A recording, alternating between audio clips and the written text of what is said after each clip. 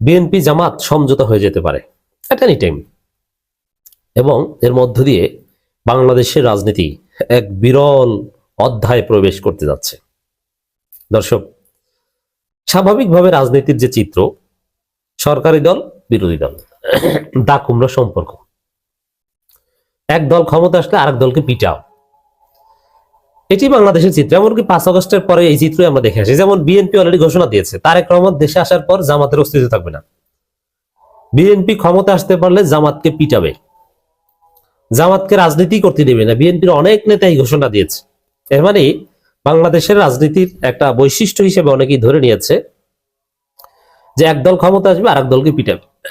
বিএনপির মেন্টালিটি একদম সেম। জামাত Islamic BNP ক্ষমতা আসলে আওয়ামী লীগ যেরকম জামাত ইসলামীকে নির্যাতন করতো, বিএনপি সেম কাজ করবে, এটা বিএনপি ধরে নিয়েছে। কিন্তু না, আল্লাহ রাব্বুল আলামিন বাংলাদেশে 5 আগস্ট ঘটিয়ে দিয়েছে। আল্লাহ বাংলাদেশের রাজনীতিকে পরিবর্তন করেছে। তো এই জায়গায় সে আগের জমানায় আর ফিরে যাবে না রাজনীতি। আপনি ক্ষমতা এসে বিরোধী দলকে পিটাবেন। যেমন একটা সময় ছিল যে হাসিনার সমালোচনা করলে, মুজিবের নামে কিছু বললে খবর আছে। বিশেষ করে আমরা যারা অ্যাক্টিভিজম করি, আপনারা জানেন যে অনেক সরকারের আওয়ামী লীগের অনেক সমালোচনা করতাম, জামাতের পক্ষে অ্যাক্টিভিজম করতাম, চরমনের পক্ষে অ্যাক্টিভিজম করতাম, বিএনপির পক্ষে অ্যাক্টিভিজম করতাম, কিন্তু হাসিনাকে গালি দিতে ভয় পেতাম, মুজিবকে কিছু বলতে ভয় পেতাম। মুজিবকে জাতির আব্বা মেনে আমাদেরকে বাংলাদেশে থাকতে হতো। এয়ারপোর্ট থেকে বাংলাদেশে কিছুদিনের জন্য ঢুকতে হবে, মানে মুজিবকে আব্বা মেনে, এছাড়া কোনো উপায় ছিল না। শুধু কি আমি না, সবাই। শেখ মুজিবের নামে এমন কোন জামাতের চরমনায় হুজুর নাই যে দোয়া না করছে, করতে বাধ্য হয়েছে। আজকে যারা জামাতের নেতা, উপজেলা আমির থেকে শুরু করে বিভিন্ন পর্যায়ে, এমনকি এমপি ক্যান্ডিডেট, তারা অনেকেই বিভিন্ন স্কুল কলেজ মাদ্রাসার শিক্ষক। তারা সেই শিক্ষা প্রতিষ্ঠানে 16 ডিসেম্বর, 14 ডিসেম্বর, 17 মার্চ বিভিন্ন সময় শেখ মুজিবের প্রশংসা করতে করতে করতে যত প্রশংসা করা যায় করেছে। যে যত বড় জামাতের নেতা তত বেশি প্রশংসা করেছে, চাকরি বাজানোর জন্য, বেঁচে থাকার জন্য। This is reality. শুধু আমরা না, আমাদেরকে হয়তো আপনারা চিনেন, মিডিয়ায় দেখেন, শুনেন, এই কারণে বলছেন। কিন্তু যারা চাকরি করে, সরকারি বেসরকারি যে কোনো চাকরি, শেখ মুজিবকে আব্বা না মেনে কেউ চাকরি করতে পারতো না। পটুয়াখালীতে একটা বেসরকারি এমপিওভুক্ত কলেজের একজন শিক্ষক 17 মার্চের একটা প্রোগ্রামে শেখ মুজিবের নাম বলছেন, মরহুম সাবেক প্রেসিডেন্ট শেখ মুজিবুর রহমান। এতে তার চাকরি চলে গেছে। জানেন কেন? যে মরহুম সাবেক প্রেসিডেন্ট শেখ মুজিবুর রহমান কেন বলছে, জাতির জনক বঙ্গবন্ধু শেখ মুজিবুর রহমান কেন বলে নাই? তো এইটা দেখে জামাতের বাকি লোকজন যাদের চাকরি আছে তারা তো চিন্তা করেছে, বাবা জাতির জনক এটা প্রয়োজনে 100 বার বলবো, কিন্তু এই কথা, এই শুধু এই ফাও ঝামেলা যেন না পড়ি। আমি জামাতের কাজ করব, কিন্তু এই জাতির জনক বেগুলো নিয়ে ঝামেলা করতে চাই না। এই বাস্তবতা ছিল। কিন্তু এখন সেই যুগ আর আসবে না। আপনি জিয়াউর রহমানকেও যা ইচ্ছে তা বলতে পারবেন, খালেদা জিয়াকেও বলতে পারবেন, তারেক রহমানকেও বলতে পারবেন। তারেক রহমানকে আপনি গালি দেন, কিচ্ছু হবে না। ডাকসু নেতারা, ডাকসুতে নন শিবির কয়েকজন আছে, তারা তারেক রহমানকে অকথ্য ভাষায় স্লোগান দিয়েছে, কিন্তু সেই তারেক রহমানের সাথে তারা মিটিং করছে, বুকি টেনে নিচ্ছে। এটা নতুন বাংলাদেশে একটা সৌন্দর্য, কারণ তারেক রহমান এই বাক স্বাধীনতা দিতে বাধ্য। আজকে আমি চ্যালেঞ্জ দিয়ে বলছি, কিছু ছাত্রী, কিছু অশিক্ষিত মূর্খ আমাদেরকে গালি দেন কমেন্টে বা ইনবক্সে, কিন্তু আজকে বিএনপি সমালোচনা করি, আমি তারেক রহমানের সাথে মিটিং করতে পারি। Do you know that? এবং বিএনপি স্থায়ী কমিটির 2 জন সদস্যের সাথে নিয়মিত আমার কথা হয়, এবং তারা সর্বোচ্চ সম্মানের সাথে আমাদের সাথে কমিউনিকেট করেন, মাঝে মাঝে একসাথে খাইও। অথচ মূর্খ সমর্থকরা আমাদেরকে হত্যার হুমকি দেন। তা নতুন বাংলাদেশের এটা আমরা যত সমালোচনা করি, তারপরও তারেক রহমানের সাথে আমাদের দেখা সাক্ষাৎ হতে পারে, ইন্টারাকশন হতে পারে, এবং দেখা হলে তিনি বুকে টেনে নেবেন। এটাই বাস্তবতা। এই যে ফয়জুল করিম সাহেব চরমনায়, সাদা তোলে পল্টনে, বাঘ যায় লন্ডনে, তারেক রহমান খাম্বার 10% থেকে শুরু করে কত কিছু বলেছে। তারপরে বিএনপির মির্জা ফখরুলের সাথে আতর লাগালাগি করেছে না? This is new Bangladesh. এরকম অনেক কিছু করবে, তারপরে আতর মাখামাখিও করবে। আপনি এটাই নতুন বাংলাদেশের সৌন্দর্য।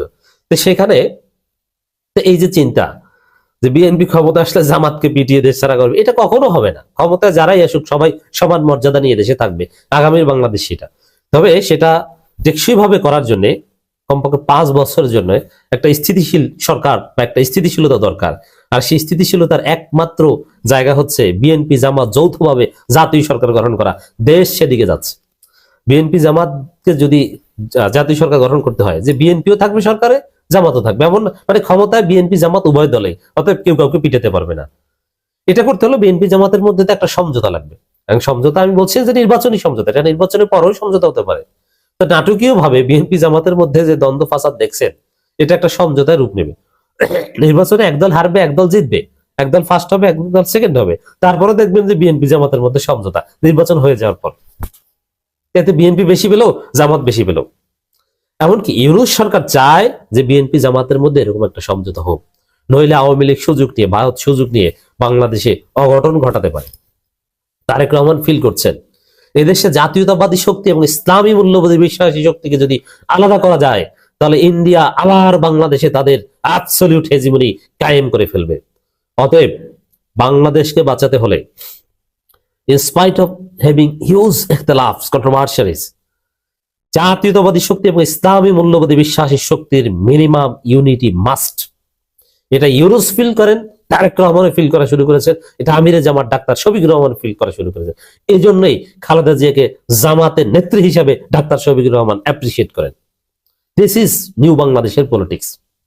অতএব এই যে কথাগুলো বললাম, এগুলোই হচ্ছে যে নাটকীয়ভাবে বিএনপি জামাত এখন অনেক জায়গায় ফাটাফাটি, কিন্তু দিন শেষে সমঝোতা হয়ে যেতে পারে। আর সেটা যদি হয়, সেটাই হবে রাজনীতির একটা বিরল অধ্যায়, যে যেখানে চরম প্রতিদ্বন্দ্বী দুই দল, একদল আরেক দলকে পিটিয়ে পাকিস্তান পাঠিয়ে দেয়, আরেক দল, যেমন বিএনপি বলে যে জামাতকে পিটিয়ে পাকিস্তান পাঠিয়ে দেওয়া হবে তারা ক্ষমতা আসতে। আর জামাতের অনেকের চিন্তা, যদিও জামাত এগুলো করে না, যে বিএনপি যদি এটা বন্ধ না করে তাদেরকে তো আর ভারত আশ্রয় দিবে না, ওরা বঙ্গোপসাগরে পড়বে, ওদেরকে পিটিয়ে বঙ্গোপসাগরে ফেলা হবে। আমি নিজেই বলি যে বিএনপি এমন পিটানি খাবে যদি চান্দাবাজি বন্ধ না করে, ধান্দাবাজি বন্ধ না করে। ভারত ওদেরকে আওয়ামী লীগের মতো বর্ডার খুলে দিবে না, ওরা জনগণের পিটানি খেয়ে বঙ্গোপসাগরে পড়ে ডুবে মরবে। ফেরাউনের বাহিরে যেরকম সাগরে পড়ে মরেছে, ওরা ওইভাবে মরবে। কিন্তু না, কারো মরা লাগবে না। এই চরম কনফ্লিকচুয়াল পার্টিগুলো at the end of the day, এমনকি even after election they could be united। আমরা সেই বিরল দৃশ্য হয়তোবা দেখতে পাবো। আমির জামাতের বক্তব্য এটি, নির্বাচনের পর সরকার গঠনের আগে বিএনপির সঙ্গে বসবো, এবার নির্বাচনের পরও ঐক্য হতে পারে। তো ঐক্য কি শুধু নির্বাচনের আগে না, নির্বাচনের পরও সমঝোতা হতে পারে। বাংলাদেশ সেদিকে যাচ্ছে, নাম্বার ওয়ান। এরপরে এটা ইউনূস সরকার চায়। আমির জামাত গুলশান বিএনপি কার্যালয়ে যে গিয়েছেন, সেখানে এটা ইউনূস খুশি হয়েছে, আসিফ নজরুল আলহামদুলিল্লাহ বলছে, মোস্তফা সরোয়ার ফারুক অ্যাপ্রিসিয়েট করে পোস্ট